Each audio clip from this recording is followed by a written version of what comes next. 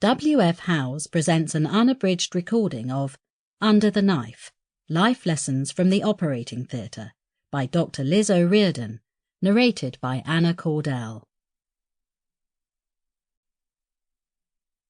To be a successful surgeon, you need the eye of a hawk, the heart of a lion, and the hands of a lady. Doctor in the House, 1954. Prologue. As a trainee surgeon, it's all about the hernia, the inguinal hernia to be precise. The operation starts when I shave a man's groin with a scalpel, and it always feels like a little bit of history. The original surgeons were barbers, and the red and white pole outside today's high street barbers represents the bloody bandages used after the operation. I too am a barber surgeon. After carefully removing any pubic hair, I become an artist. I paint his groin with a sponge soaked in hibiscrub, a brown antiseptic solution to sterilize his skin. I let it dry and then do it again before isolating the area with green cotton drapes. But how did that man end up on my operating table?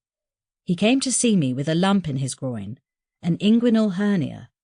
They were the bane of my life as a medical student.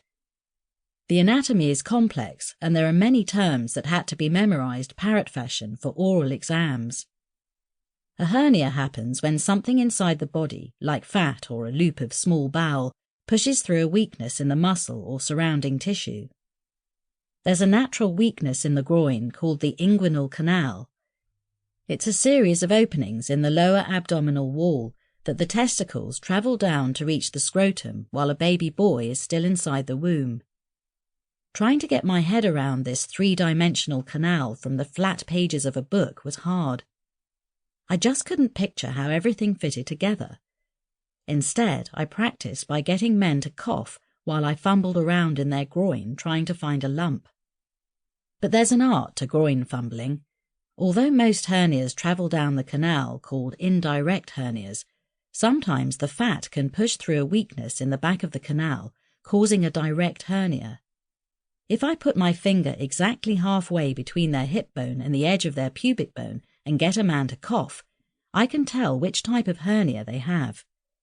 Either my finger controls the bulge or the hernia pops out. One of my bosses was a hernia expert.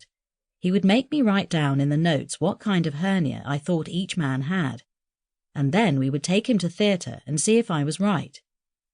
To make things easier for the patient, I was taught to fix them using local anesthetic. Sample complete. Ready to continue?